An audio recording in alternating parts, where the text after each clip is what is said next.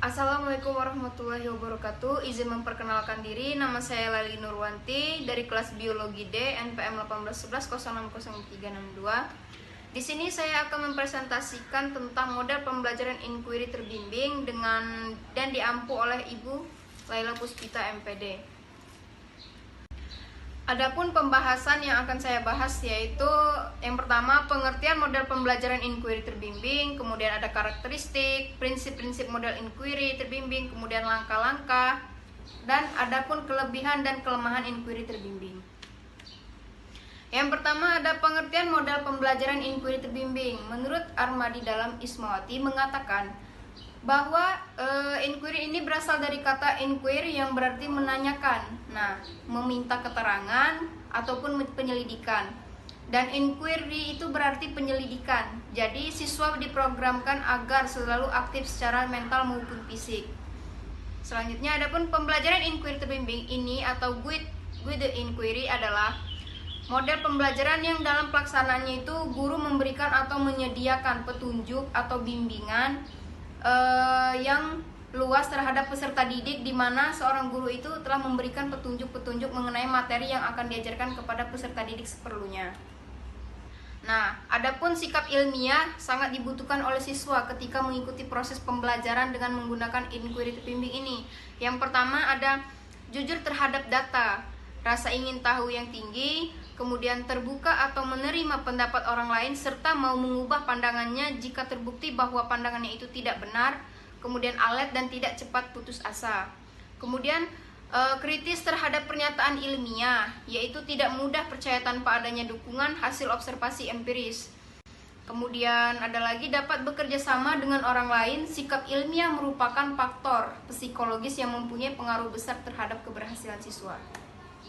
Adapun langkah-langkah pelaksanaan inquiry terbimbing, yang pertama itu ada perumusan masalah, di mana langkah awal itu menentukan masalah yang ingin didalami atau dipecahkan dengan metode inquiry.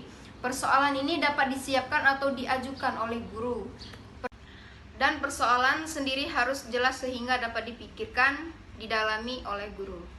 Selanjutnya itu menyusun hipotesis, di mana siswa ini diminta untuk mengajukan jawaban sementara tentang masalah itulah yang disebut itu dengan hipotesis sendiri. Hipotesis ini itu siswa perlu dikaji apakah jelas atau tidak. Bila belum jelas, sebaiknya guru mencoba membantu memperjelaskan maksudnya terlebih dahulu. Kemudian mengumpulkan data. Siswa ini mencari dan mengumpulkan data sebanyak-banyaknya untuk membuktikan apakah hipotesis itu mereka benar atau tidak. Kemudian menganalisis data, di mana data itu yang sudah dikumpulkan harus dianalisis dulu terlebih dahulu untuk dapat membuktikan hipotesis ini apakah benar atau tidak, dan biasanya disusun dalam suatu tabel. Kemudian yang terakhir itu dia menyimpulkan data. Langkah dari ini yaitu telah dikelompokkan dan dianalisis, kemudian diambil kesimpulan dengan generalisasi. Setelah diambil dari kesimpulan itu tadi, kemudian dicocokkan dengan hipotesis asal, apakah hipotesa kita diterima atau tidak. Selanjutnya ada karakteristik pembelajaran inquiry terbimbing atau guided inquiry, yaitu yang pertama ada peserta didik mengembangkan kemampuan berpikir melalui observasi yang spesifik. Kemudian sasaran adalah mempelajari proses mengamati kejadian atau objek, kemudian menyusun generalisasi yang sesuai. Poin yang ketiga itu guru mengontrol bagian tertentu dari pembelajaran, misalnya kejadian, data, materi, dan berperan sebagai pemimpin kelas. Yang poin keempat itu ada tiap-tiap peserta didik berusaha untuk membangun pola yang bermakna berdasarkan hasil observasi di dalam kelas. Yang terakhir, guru memotivasi semua peserta didik untuk mengkomunikasikan hasil generalisasinya sehingga dapat dimanfaatkan oleh seluruh peserta didik di dalam kelas. Adapun prinsip-prinsip model pembelajaran inquiry terbimbing, yang pertama berorientasi pada pengembangan intelektual, dengan tujuan utama itu dari strategi inquiry terbimbing ini adalah untuk pengembangan kemampuan berpikir.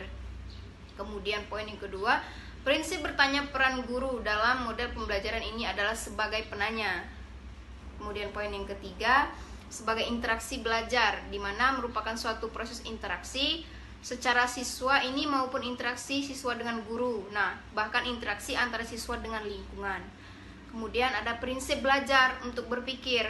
Nah, belajar tidak hanya mengingat dan menghafal, akan tetapi bisa menggunakan segala kemampuannya, baik dalam aspek otak, kiri dan atau kanan, kecerdasan emosi, spiritual dan intelektual. Kemudian yang terakhir, prinsip keterbukaan, di mana belajar merupakan proses eksperimentasi yang selalu membuka berbagai kemungkinan. Nah, adapun kelebihan model pembelajaran inquiry terbimbing, yang pertama itu dia membantu peserta didik mengembangkan atau memperbanyak persediaan dan penguasaan keterampilan peserta didik. Kemudian poin yang kedua itu pengetahuan yang diperoleh bersifat sangat kukuh dalam arti pendalaman. Poin yang ketiga, membangkit gairah belajar pada peserta didiknya. Kemudian poin yang keempat, memberi kesempatan pada peserta didik itu untuk bergerak maju sesuai dengan kemampuannya sendiri. Nah, poin yang kelima, membantu memperkuat pribadi peserta didik dengan bertambahnya kepercayaan diri peserta didiknya.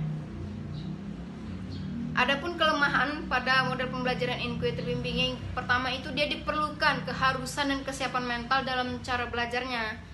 Nah, poin yang kedua itu kurang berhasil di kelas yang besar.